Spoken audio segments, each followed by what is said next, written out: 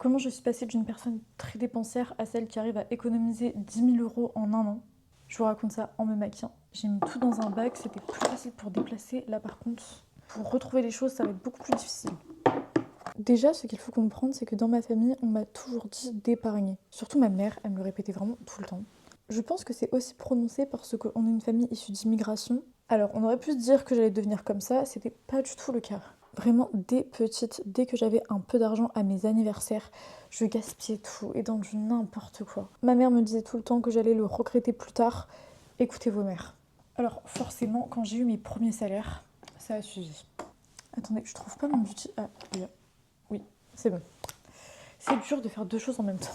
Donc je disais forcément, quand j'ai eu mes premiers salaires, ça a suivi. Et autant dire que je me suis éclatée. Déjà, c'est à ce moment-là que j'ai refait mon nez. Oui. J'en avais envie depuis des années et je m'étais toujours dit avec mes premiers salaires, ça allait être la première chose que j'allais payer. Après, j'ai fait mes premiers achats de luxe, des commandes toutes les semaines, c'était un petit peu n'importe quoi.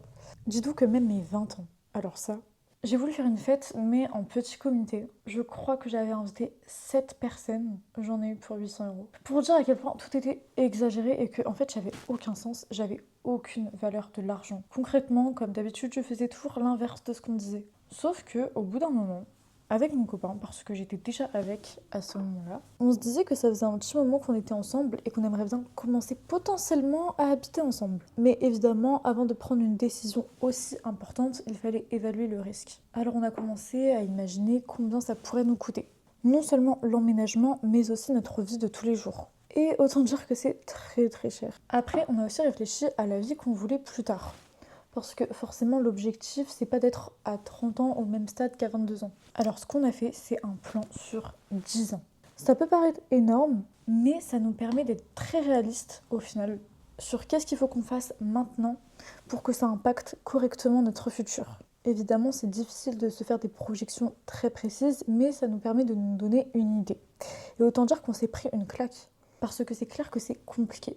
Mais ça ne nous a pas démotivés pour autant, au contraire. Pourquoi je vous parle de ça? Parce qu'au final, c'est une partie qui est très importante de trouver pourquoi vous faites les choses. Moi, j'ai réussi à arrêter de dépenser et à économiser parce que je me suis rendu compte que si je continuais comme ça, je pouvais très vite avoir une vie que je ne voulais pas. C'était assez contradictoire, mes propos et mes actions, et il fallait que je me coordonne. Donc essayez vraiment d'imaginer si vous continuez comme ça, qu'est-ce qui pourrait se passer de pire? Et là, je vous promets que ça peut faire peur. Et ça donne tout de suite envie d'agir et de changer. Attendez, je trouve pas ce qu'il me faut.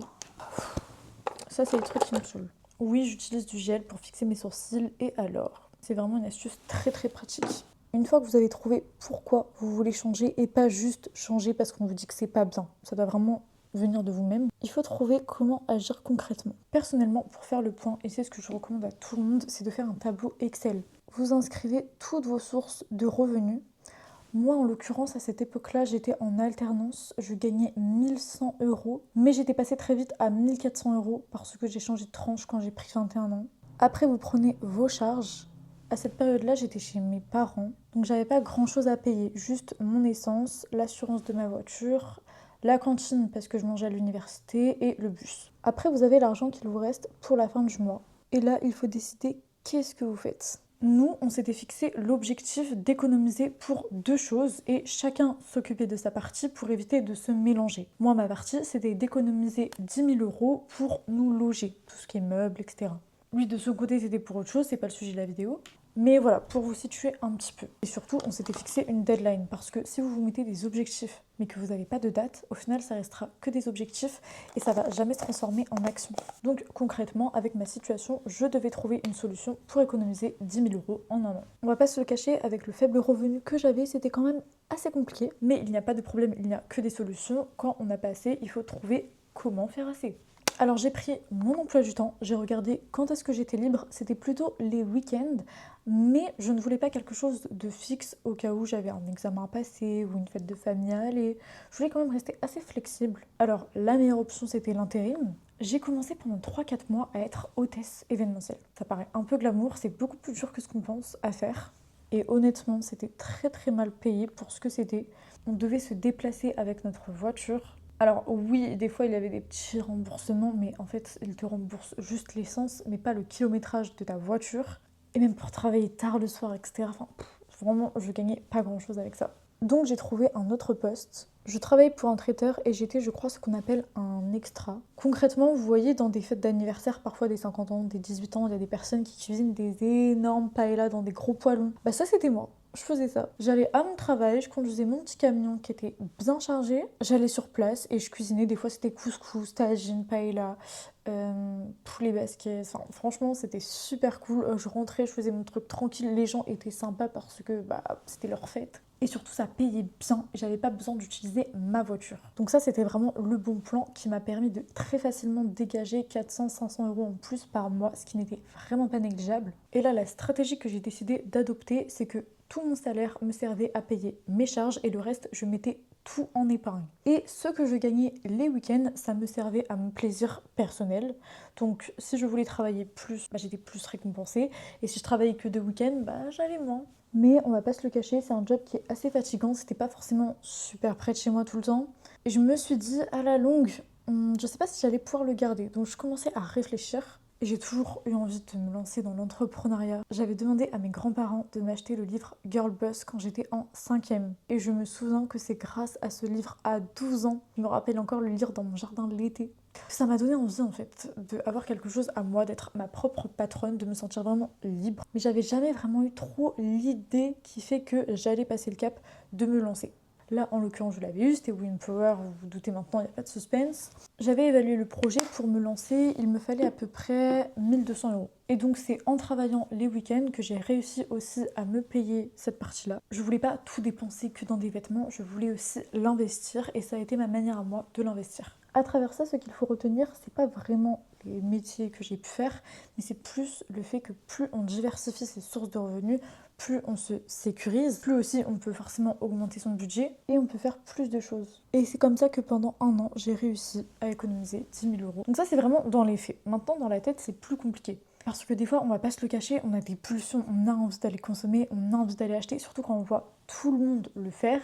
On se dit, ouais, mais moi aussi en fait, moi aussi je veux. Et c'est vraiment à ce moment-là qu'il ne faut pas faiblir, qu'il faut se rappeler déjà pourquoi on fait ça. Je me suis aussi formée sur énormément de vidéos, de livres, des formations gratuites en ligne pour vraiment avoir une meilleure éducation financière, comprendre les mécanismes de la société, de l'argent, comment c'était fait, pourquoi les pauvres restaient pauvres et comment les riches devenaient riches. Et ça, pareil, ça m'a permis de débloquer énormément de choses. Et aujourd'hui, avec les connaissances que j'ai et le recul aussi, je peux vous dire que certes, j'ai réussi à économiser cet argent-là, mais je pense que c'est en partie parce que j'étais chez mes parents. Car aujourd'hui, oui, on pourrait à nouveau économiser 10 000 euros en un an, mais on le ferait beaucoup plus intelligemment. Parce que à l'époque, quand je faisais ça, je mettais tout dans une seule épargne et je me sécurisais absolument pas. Ce qui veut dire que si j'avais un pneu qui crevait et ça m'est arrivé, quelque chose à payer qui n'était pas prévu, etc., bah au final j'étais là en mode wouh, surprise, comment je vais faire? Sauf qu'on ne peut pas vivre comme ça. Alors là, ce qui m'a sauvée, c'est que comme je vous ai dit, j'étais chez mes parents. Maintenant, quand on a un appartement, on ne peut plus faire ça. C'est pour ça que quand je vous ai parlé de diversifier ses sources de revenus, il faut aussi diversifier ses épargnes. Toujours avoir une épargne sécurité qui représente à peu près 3 à 4 fois votre niveau de vie, donc c'est-à-dire pouvoir payer toutes vos charges. Si, imaginons, demain vous n'avez plus de travail et que vous n'avez pas le droit au chômage, vous devez être en capacité d'avoir de l'argent de côté pour payer 3 à 4 mois d'avance sur toutes vos charges. Après, une seconde épargne pour vos investissements. Et si vous avez plusieurs projets, n'hésitez pas à faire plusieurs épargnes en fonction de vos projets pour ne pas vous mélanger. Parce que ça aussi, ça m'est arrivé de un petit peu me mélanger les pinceaux.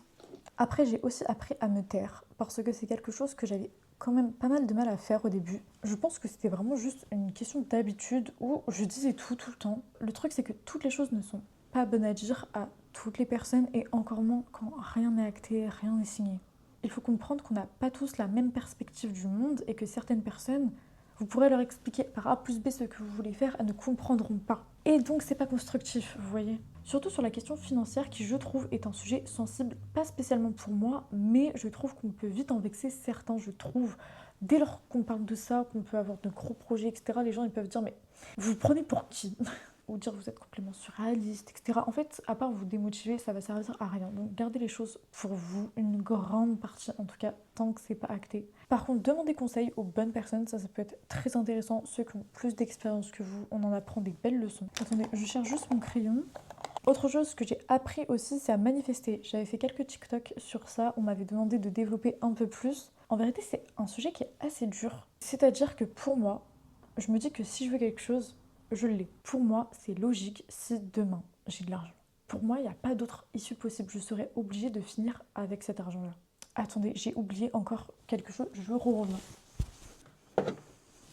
Comment faire si on n'a pas de poudre ou d'abulchi, s'il vous plaît? Donc, je disais, même quand j'avais 5 euros sur mon compte, je me faisais jamais de soucis parce que je savais que l'argent allait forcément revenir et il est toujours revenu.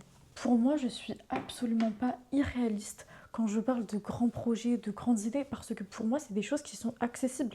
Elles l'ont été pour certaines personnes, pourquoi ce ne serait pas moi? Je n'ai aucune croyance limitante par rapport à l'argent, contrairement à avant. Par exemple, avant, je me disais, t'es une fille dépensière, tu l'as toujours été, donc tu vas le rester. Alors déjà, si vous pensez comme ça va être très difficile à changer, vous voyez. Quand j'ai compris ça et qu'au final, une grande partie du travail se faisait dans ma tête, ça a débloqué énormément de choses. Aujourd'hui, je pense qu'une manifestation réussie, c'est surtout savoir du plus profond de soi qu'on croit en ce qu'on veut, à ce qu'on dit, et qu'on ne panique pas, qu'on apprend à totalement lâcher prise. Parce que ça aussi, parfois, j'arrivais pas trop à le faire. Je manifestais, mais je lâchais pas trop prise et au final, ça marchait pas vraiment. Et dès lors où je lâchais prise, c'est incroyable. Je sais que beaucoup de personnes n'y croient pas, ça c'est en fonction de chacun. Mais moi je vous dis aussi, mon mindset c'est que pour moi c'est juste j'ai de l'argent, c'est logique, si j'en ai pas ça reviendra et demain si je suis riche ça ne m'étonnerait même pas.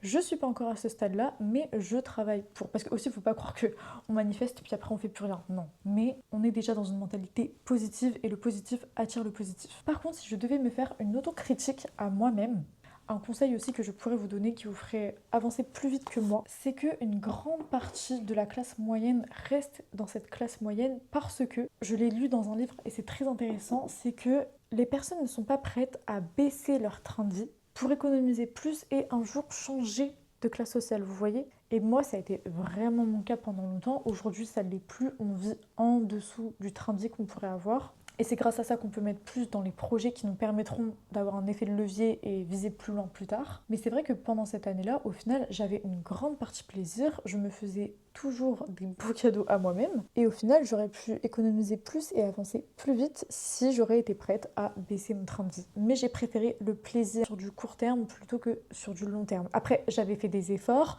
mais j'aurais pu mieux faire. Après, voilà. Je partais déjà de très loin, on va dire c'était bien, mais petit à petit, j'ai appris à me dire, vas-y, c'est pas grave, on peut avoir une petite partie plaisir, c'est important de continuer à vivre, mais on n'est pas obligé de vivre au niveau du max qu'on pourrait, vous voyez. Maintenant, aujourd'hui, j'ai aucune honte de dire aux gens, j'ai pas l'argent. Ça veut pas dire que j'ai pas vraiment d'argent parce que j'en ai de côté, mais ce que j'ai de côté, pour moi, il n'existe même pas. Je ne pense même pas à l'idée, contrairement à avant, de piocher dedans. Parce que avant, vous savez ce que je faisais?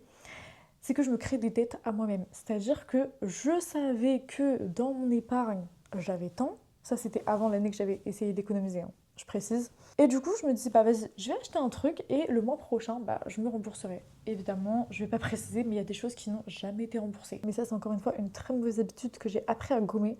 Et encore une fois, comme quoi, c'est le mental qui joue. Parce que maintenant, je me dis, non, t'as que ça, et je me persuade que j'ai pas plus d'argent que ça. Et d'ailleurs, des fois, j'ai l'impression de pas avancer au niveau que je voudrais avancer. Je me dis, c'est long, etc. Et après, c'est même mon chéri qui me dit, mais non, mais regarde l'épargne, regarde, ça augmente. Mais c'est vrai que pour moi, ça existe tellement pas et je veux pas me dire que ça existe parce que sinon, on sait quand des fois on a des petites tendances à avoir des pulsions dépensières. Alors voilà, je pense que j'ai à peu près fait le tour. J'ai essayé de vous expliquer vraiment le plus possible tout en transparence pour vous dire concrètement comment j'avais fait. Mais le fin mot de cette vidéo, c'est qu'au final, peu importe vos situations, on est tous capables d'économiser une certaine somme d'argent, arriver à un certain objectif. Le plus important, c'est de travailler son esprit. Croyez en vous, dites-vous que vous êtes capable. N'ayez pas peur de faire des concessions. Ne croyez pas que si vous baissez votre train de vie, vous serez forcément malheureux parce qu'au final, le cerveau humain s'adapte extrêmement vite et beaucoup plus que ce que l'on pense. Ne vous trouvez pas des excuses à dire non, mais ceci, cela, non. Soyez plus dur avec vous-même, soyez discipliné. C'est comme quand on fait un régime alimentaire, c'est la même difficulté. Et au final, vous verrez que petit à petit, comme quand on prend goût à manger sainement, et bah là, on prend goût à voir son épargne gonfler. Et au final, quand on dépense, on réfléchit 3 fois plus à se dire est-ce que je voudrais pas plutôt garder cet argent-là de côté? Je pense que je ferai une autre vidéo où je parlerai un peu plus des croyances limitantes, la manifestation, etc. Parce que c'est un sujet qui est tellement vaste qu'on peut voir sur plusieurs aspects. Là, c'était plus une introduction, si vous voulez. J'espère que c'était pas brouillon, j'ai essayé vraiment d'être le plus authentique et dire un peu tout ce qui me passait par la tête. C'est la première fois que je fais une vidéo comme ça, donc soyez indulgentes. N'hésitez pas à me dire ce que vous en pensez surtout. J'avais eu un petit souci de caméra, de base je devais filmer cette vidéo beaucoup plus tôt, mais bon, mieux vaut tard que jamais. Je finis par un petit gloss. Et voilà, on se retrouve dans une prochaine vidéo. Je sais pas laquelle ce sera d'ailleurs. Dites-moi ce que vous voulez voir. Ça va, j'ai réussi à faire un bon make-up même en parlant. Je suis plutôt fière de moi. On se retrouve dans une prochaine vidéo. Bisous.